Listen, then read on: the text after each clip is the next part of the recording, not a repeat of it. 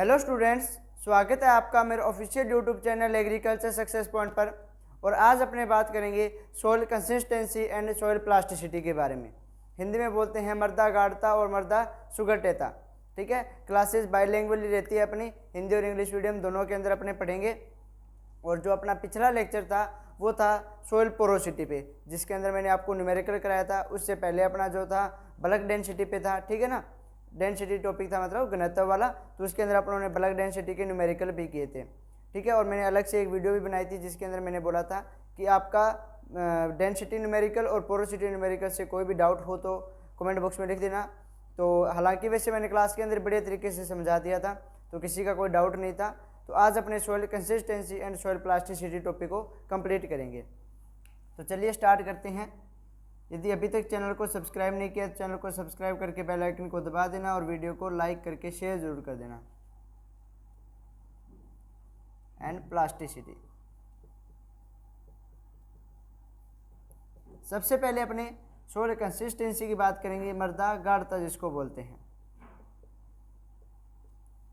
ठीक है, और इसको बोलते हैं सुगठिता। अब देखो सॉइल कंसिस्टेंसी यानी मृदा गाढ़ता क्या होती है। ठीक है, पहले वही अपने रेगुलर क्लासेज वाला कि पहले इंग्लिश में समझेंगे फिर हिंदी के अंदर। देखो मृदा गाढ़ता सॉइल कंसिस्टेंसी क्या होती है कि रेजिस्टेंस फोर्स अगेंस्ट टू, ठीक है, resistance force against to deformation over rupture is called soil consistency. मतलब जो डीफॉर्मेशन होता है या जो रैप्चर होता है उसके अगेंस्ट जो अपने एक रेजिस्टेंस फोर्स देखते हैं उसी को बोल देते हैं सॉइल कंसिस्टेंसी। ठीक है, हिंदी मीडियम वाले डेफिनेशन क्या लिखेंगे मृदा गाढ़ता की, मृदा पदार्थों के विरूपण या विखंडन। ठीक है, मृदा पदार्थों के विरूपण या विखंडन के विपरीत उत्पन्न होने वाला बल क्या कहलाता है, मृदा गाढ़ता कहलाता है। ठीक है, क्या लिखोगे हिंदी मीडियम वाले, मृदा पदार्थों के विखंडन या विरूपण के विपरीत उत्पन्न होने वाला बल क्या कहलाता है, मृदा गाढ़ता कहलाता है। Resistance force against to deformation और rupture is called soil consistency.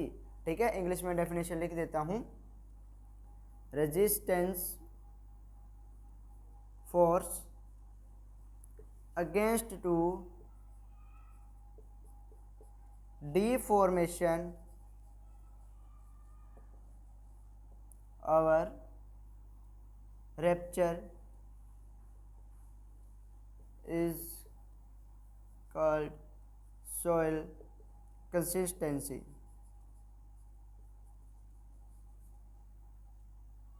ठीक है, resistance force against to deformation or rupture is called soil consistency। ठीक है, समझ आ गई डेफिनेशन। अब देखो जो सॉइल कंसिस्टेंसी है, आपकी जो बुक है, ठीक है, फंडामेंटल ऑफ सॉइल साइंस की जो आपकी बुक लगती है थ्योरी क्लास के अंदर, उसके अंदर बहुत सारी थ्योरी दी हुई है। उसके अंदर जो कोहेजन और एडेजन फोर्स यानी संसंजन और असंजन बल के बारे में बताया हुआ है। तो वो चीज़ें अपने को नहीं पढ़नी है। आपके थ्योरी एग्जाम के अंदर ज़्यादातर इनकी डेफिनेशन आती है कि सॉइल कंसिस्टेंसी और प्लास्टिसिटी की डेफिनेशन क्या होती है। मृदा गाढ़ता की पूछ लेंगे, सुगठिता की पूछ लेंगे, तो आपको ज़्यादातर डेफिनेशन बतानी होती है 1 नंबर के अंदर। ठीक है, या वो क्या करते हैं, जो सॉइल कंसिस्टेंसी है, मृदा गाढ़ता है, वो 5 टाइप की होती है। उसको अपने बोल सकते हैं कि फॉर्म भी इसके प्रकार होते हैं। ठीक है, तो अपने ये भी बोल सकते हैं फॉर्म ऑफ सॉइल कंसिस्टेंसी या टाइप्स ऑफ सॉइल कंसिस्टेंसी। ठीक है, तो वो 5 टाइप के होते हैं, वो सबसे इंपॉर्टेंट है। ठीक है, वो आपसे पूछ सकते हैं कि 5 सॉइल कंसिस्टेंसी, ठीक है, 5 types of soil consistency describe करो। ठीक है, या आपसे एक नंबर के अंदर पूछ लेंगे कि ये वाली जो है कंडीशन है इसके अंदर कौन सी कंसिस्टेंसी होगी, इस वाली कंसिस्टेंसी के अंदर कौन सी कंडीशन होगी। तो सारा कुछ अच्छे तरीके से समझेंगे। लेकिन सबसे इम्पोर्टेंट चीज़ है कि जो मृदा गाढ़ता होती है वो सबसे ज़्यादा किस पे निर्भर होती है, किस पे डिपेंड करती है। ठीक है, तो अपनों ने देखा कि जो मृदा गाढ़ता है उसकी डेफिनेशन में लिखा कि resistance force against to deformation over rupture is called soil consistency. जब आप इसके टाइप पढ़ोगे तब आपको पता लगेगा ये किस पे डिपेंड करती है। लेकिन मैं बता देता हूँ किस पे डिपेंड करती है, ये डिपेंड करती है मॉइस्चर पे। ठीक है, नमी पे डिपेंड करती है ये मृदा गाढ़ता। ठीक है, तो मृदा के अंदर जो नमी होती है, मॉइस्चर होता है, उस पर डिपेंड क्या करते हैं, सोयल कंसिस्टेंसी डिपेंड करती है कि इतनी नमी है तो ये कंसिस्टेंसी होगी, इतनी नमी है तो ये कंसिस्टेंसी, और इतनी नमी है तो ये कंसिस्टेंसी। तो सबसे पहले अपने वो इसके 5 टाइप पढ़ते हैं। तो सोयल कंसिस्टेंसी के अंदर सिर्फ इतना ही पढ़ना होता है अपने को, एक तो इसकी डेफिनेशन प्लस इसकी जो टाइप्स है 5 वो, ठीक है। और प्लास्टिसिटी के अंदर प्लास्टिसिटी यानी सुगठ्यता की परिभाषा और इसकी लिमिट जो सीमाएं जो है वो पढ़नी होती हैं, ठीक है। तो मृदा गाढ़ता जो है सोयल कंसिस्टेंसी है, ये मैंने अभी आपको बताया 5 टाइप्स की होती हैं, 5 प्रकार की होती है। कौन कौन सी? पहली होती है आपकी हार्ड कंसिस्टेंसी। मैं भाई कंसिस्टेंसी को कंसिस्ट करके डॉट लगा रहा हूँ, ठीक है, समझ जाओगे आप। इसको हिंदी में बोलते हैं कठोर गाढ़ता। हिंदी में अजीब अजीब से नाम होते हैं ना। सेकंड आप लिख सकते हो, हार्ड के बाद में आती है सॉफ्ट कंसिस्टेंसी, और सीक्वेंस में लिखना इसी टाइप से ताकि आपको याद करना भी आसान हो जाए, ठीक है। सॉफ्ट का मतलब हो गया कोमल। किसी का नाम हो तो भाई वो अपने नाम से याद रख सकता है ना, ठीक है। तो लड़कियों का नाम होता है कोमल, तो सॉफ्ट कंसिस्टेंसी यानी कोमल गाढ़ता, ठीक है। थर्ड आ जाती है आपकी, उसके बाद में आती है आपकी प्लास्टिक कंसिस्टेंसी, सुगठ्य गाढ़ता, ठीक है। फोर्थ आती है आपकी स्टिकी कंसिस्टेंसी। स्टिकी का मतलब हो गया चिपचिपी।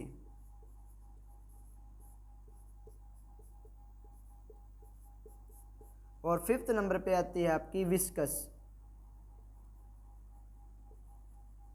विस्कस को भी आपकी बुक ने हिंदी में चिपचिपा ही लिख रखा है, ठीक है। तो आप विस्कस याद रख लेना इसका,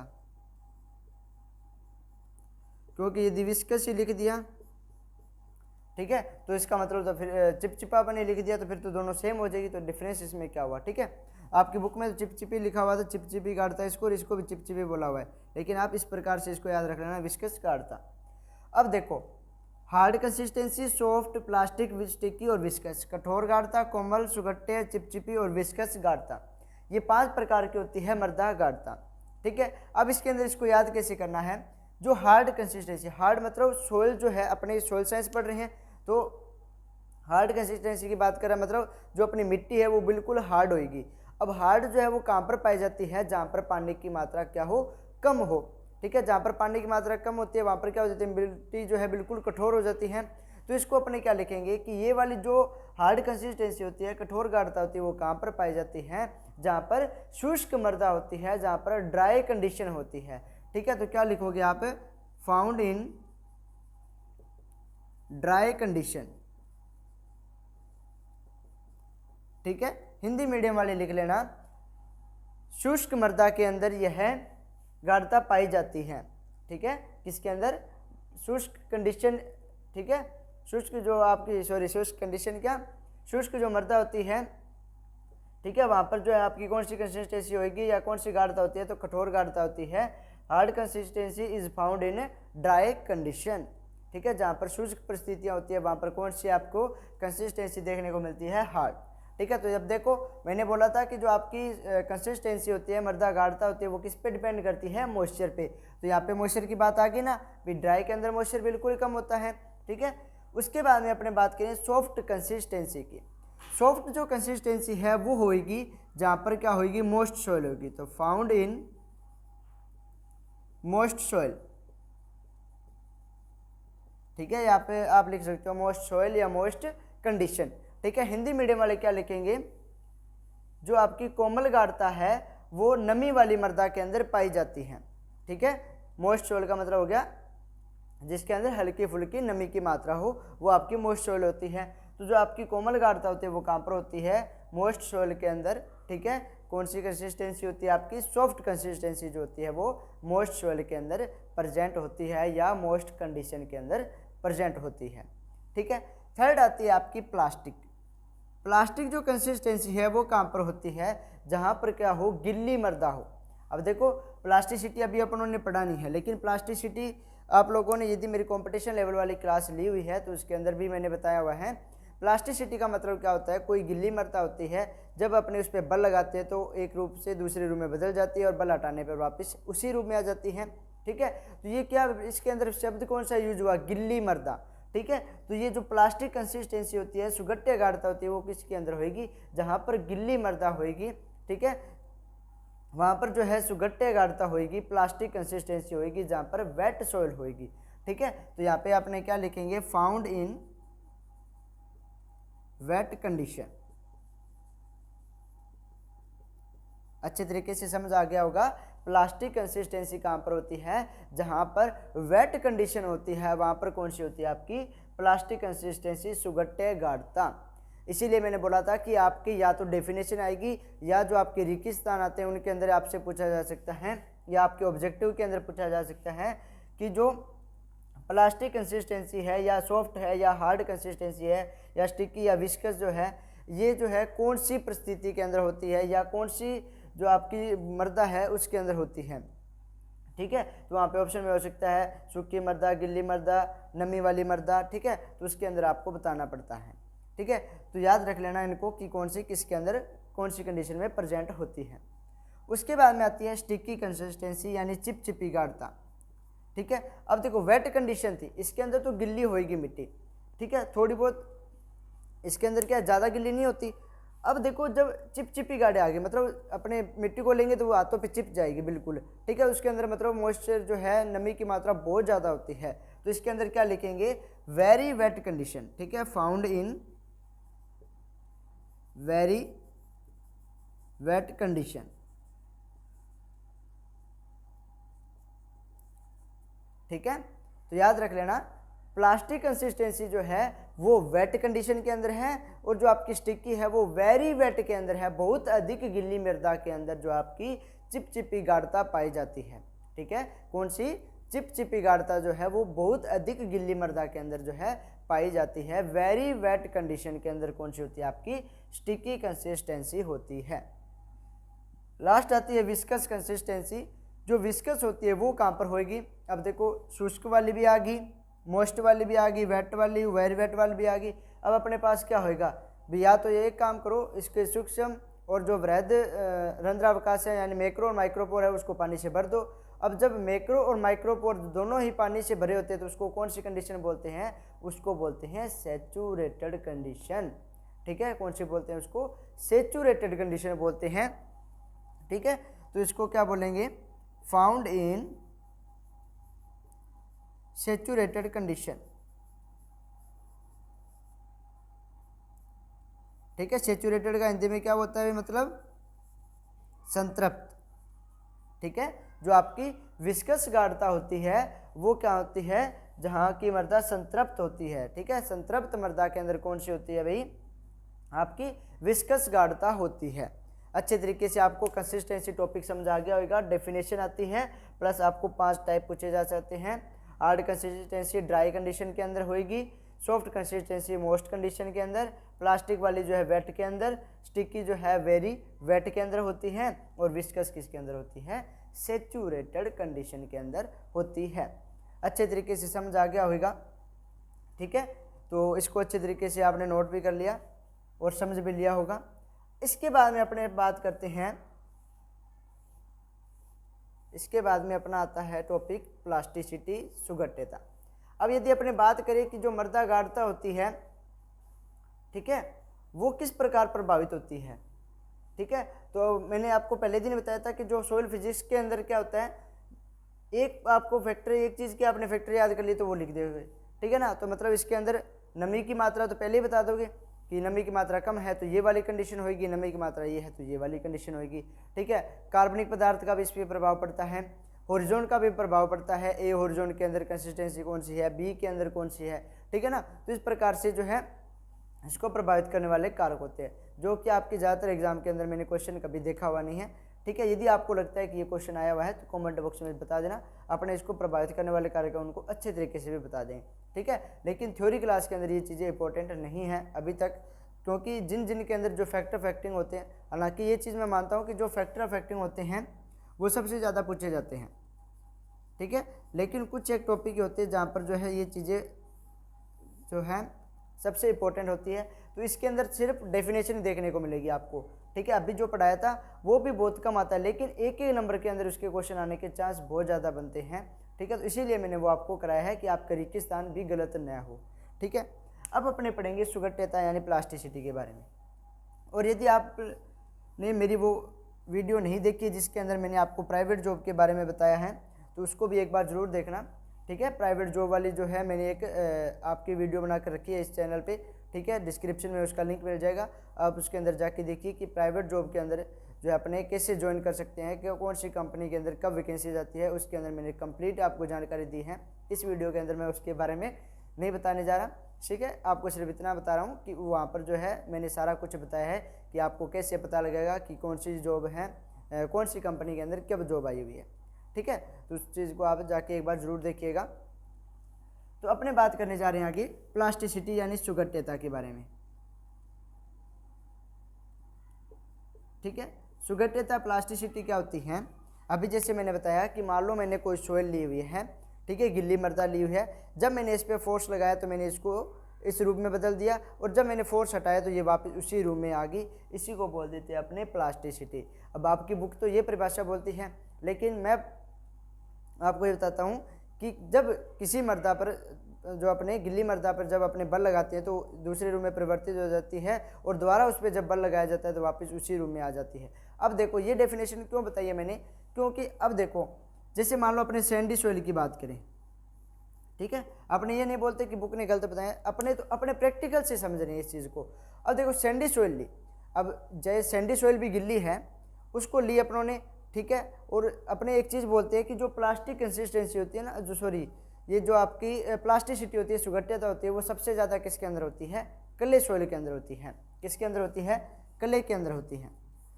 अब जो गिल्ली क्ले ली उसको अपनों ने इस प्रकार से अपने ने उस पर बल लगाया, इस शेप में उसको बदल दिया। अब मैं बल हटाऊंगा तो क्ले वापस उसी रूम में तो नहीं आएगी, ठीक है। ये प्रैक्टिकल मैंने बहुत बार करके देख लिया, ठीक है। आप भी करके देखना, जो क्ले होएगी वो तो वापस उसी रूम में नहीं आएगी, लेकिन सैंडी जो है उसको अपने बल लगाएं और वापस उसी रूम में जब अपने बल हटाएंगे तो वापस कुछ टाइम बाद वो वापस उसी रूम में आ जाती हैं। तो अपने तो ये बात फिर गलत बोल रहे हैं कि जो क्ले है उसके अंदर जो है प्लास्टिसिटी वो ज़्यादा होती है, ठीक है ना, और सैंडी के अंदर कम होती है। भी डेफिनेशन के हिसाब से देखें तो डेफिनेशन तो यही बात बोल रही है कि आप गिल्ली मर डालो, उस पर बल लगाओ और बल हटाने पर वापस उसी रूम में आ जाती है। तो ऐसा तो सिर्फ सैंडी सॉइल के अंदर होता है, क्ले के अंदर तो कभी होता नहीं, ठीक है ना। तो इसीलिए है कि बाकी जो आपकी बुक में डेफिनेशन दी हुई है जो वो मैंने आपको बताई है, ठीक है। लेकिन अपने यदि प्रैक्टिकल तौर पे देखें इसको, ठीक है, तो अपने इस चीज़ को अपने गलत बताते हैं कि जो सैंडी है उसके अंदर जो है फिर या तो आप उसके अंदर बताओ कि उसकी ज़्यादा है जिस प्रकार से डेफिनेशन लिखी हुई है, ठीक है ना।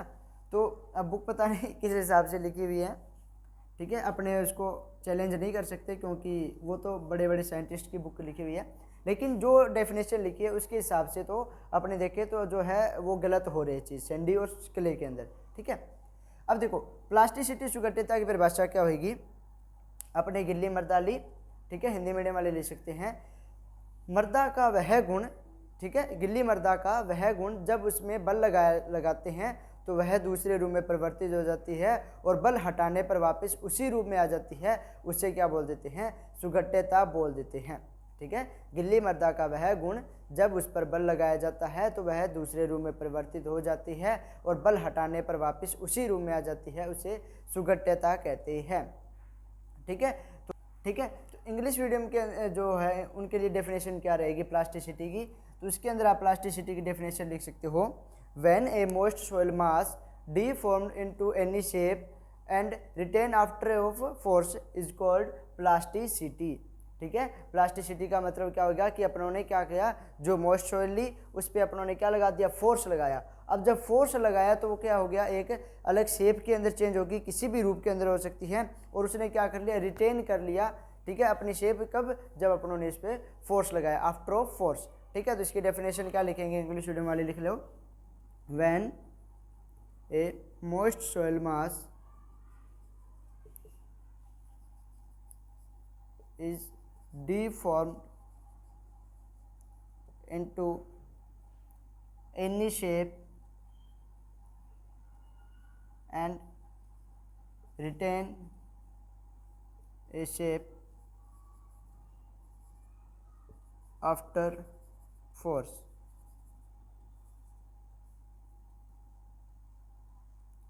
आफ्टर द फोर्स, ठीक है, इज कॉल्ड प्लास्टिसिटी।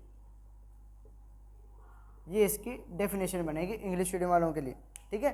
तो हिंदी और इंग्लिश दोनों के अंदर अपनों ने डेफिनेशन देख ली। सुगठिता प्लास्टिसिटी की परिभाषा क्या होती है, ठीक है। When a most soil mass is deform into any shape and retain after force, ठीक है, उसको बोल देंगे प्लास्टिसिटी। मतलब बल लगाया और दोबारा बल हटाया तो वापस उसी रूम के अंदर आ गई, ठीक है। अब इसके अंदर क्या याद रखना है कि जो प्लास्टिसिटी है उसके लिए यानी सुगठ्य के लिए किसी भी मर्दा के अंदर क्या होना चाहिए, 15% से ज़्यादा जो है क्ले की मात्रा होनी चाहिए, ठीक है।